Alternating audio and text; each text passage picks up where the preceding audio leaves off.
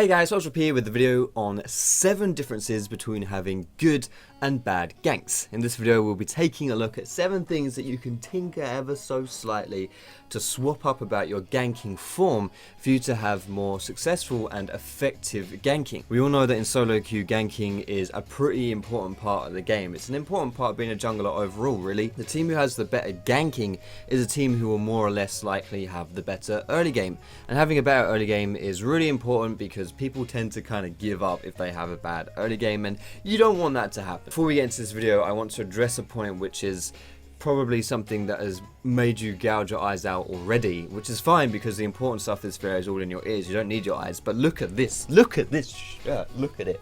It's it's so bad. It's so bad that I don't know really. I don't know what to say about it. It looks like the lampshade from my grand's house. It was a hand-me-down, and I genuinely think someone paid a lot of money for this shirt, which is pretty bad.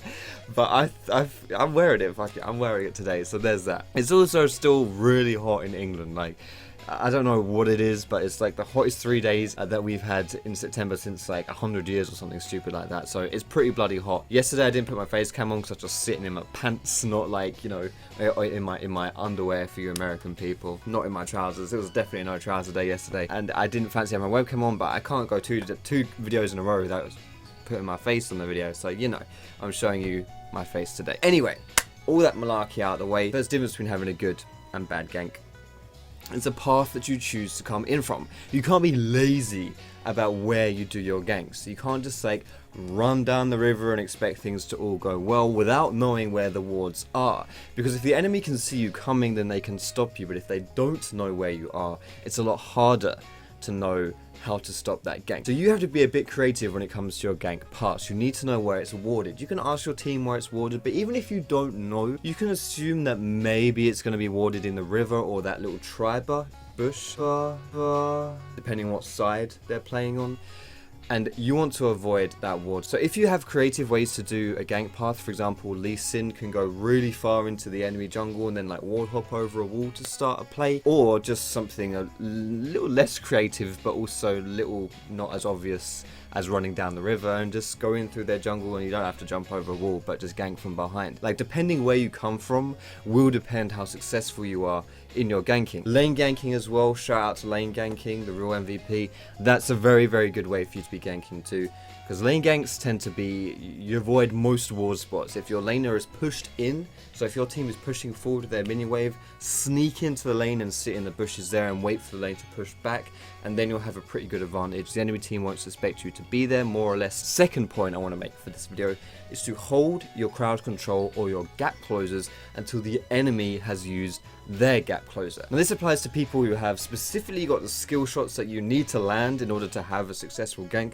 I'm thinking people like Lee Sin with his Q, or at least with her cocoon. If you fire out your CC or your important skill shot, whatever it is, and the enemy has their gap closer up, chances are they're just going to use that gap closer to dodge your CC, and then they've kind of evaded the gank. If you can walk up to them and use your crowd control at the latest possible moment, if you've got blue smite, then this is a good way for you to lead with the blue smite as well.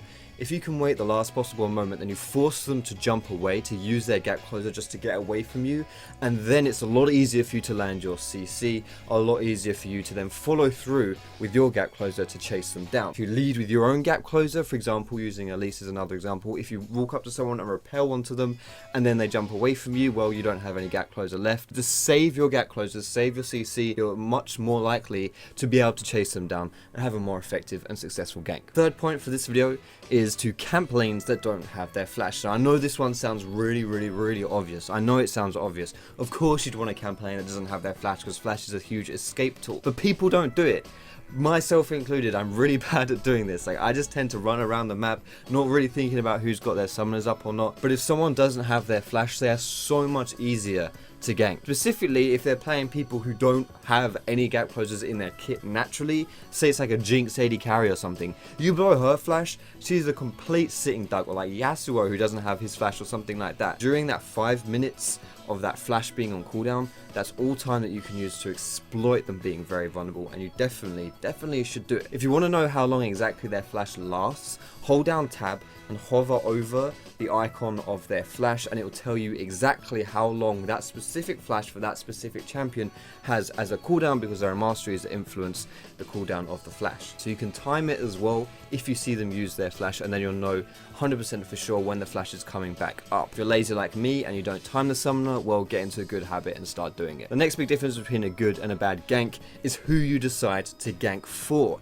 If you gank for people who don't have much CC or don't have a lot of burst, surprise surprise, you're probably not going to have a very successful gank. You want to be looking for lanes that have good CC, have good follow-up for your ganks, or have very good burst. If you choose to gank for someone who doesn't have any of that, unless you can carry the gank like completely, then it's just not gonna happen. Especially if you're against people who have gap closers as well. Like if you're ganking for like a Vladimir and you're against a Gnar or something like that, Gnar can just hop away and Vlad ain't gonna be able to do anything. He ain't gonna be able to like lay down any bursts or lay down any CC, and unless you've got a ridiculous amount by yourself, it's probably not gonna happen. But that's also an important point as well, is to not just think about things in black and white. I'm going to sound like I'm contradicting myself a little bit here, but don't just think, oh, he's Vladimir, that's Gnar, I can't gank that lane. There actually will be situations where you can gank that lane if Gnar's really low, he's really pushed out or something like that, or maybe you can dive the Gnar. The important thing is that you don't want to just like completely shut off a lane and be like, yeah, can't do anything there, not going to bother with that.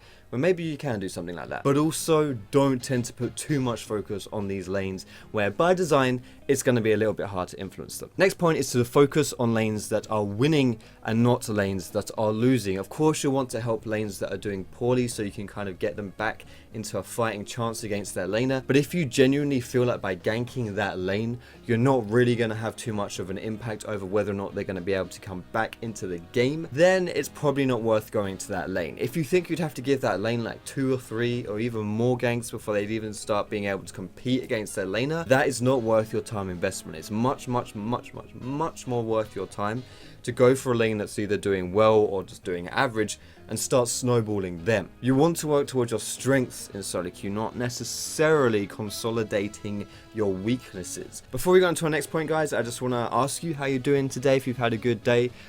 I myself have had a very interesting day. I got up a bit early to get a haircut. You probably can't even tell that I've had my haircut. It probably doesn't look any different to how it usually does, which actually is not a bad thing necessarily. I also went ice skating for the first time in like years. I want to start playing hockey again, so I just went to see how my skating would be, and it wasn't too bad. So I'm happy about that, but I'm also very tired. I took a nap earlier today, so I'm pretty knackered. But anyway, guys, tell me how your day has gone. I'm always interested to see what's going on down in the comments. Some of you guys are very funny people, but sometimes it's just very heartwarming, so I love that shit. Either way, moving on to our penultimate point here, a big difference between having a successful and unsuccessful gank is if your champion is quite ultimate reliant, don't gank unless your ultimate is up. Again, quite obvious, but you'd be surprised how much I see this. People like Amumu, for example, they'll be trying to camp a lane way too much when their ultimate is down, or maybe someone like Vi as well. These are champions who can do stuff without their ultimate, of course they can, but maybe it's more reliable for them to be playing without having to force a play without their ulti, because it's really hard for these guys to get stuff done without that level 6 power spike. Generally speaking, it's probably going to be a better idea for you to like farm your lane a little bit, or maybe ward for your allies as well, just so they can't die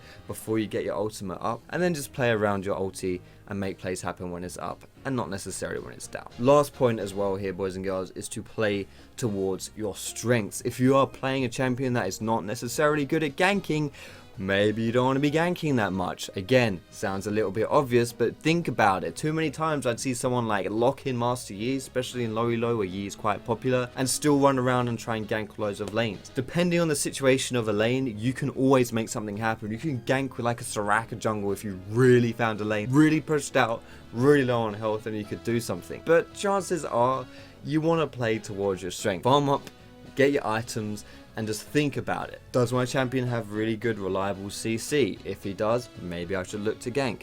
Is he someone that clears the jungle ridiculously fast and scales really well with items? If he is, maybe he's someone that you want to be farming a little bit more on. If you can get yourself into a point where you're strong, where you've got items and you can actually do a lot of damage to people, then you don't have to gank people like level 3, level 4. Just focus on your strengths, guys. Focus on your strengths. Either way, that's what I want to say for this video, boys and girls. You get 7 points today, because 7 is my lucky number. I hope you enjoyed this video. If you did, feel free to give it a thumbs up.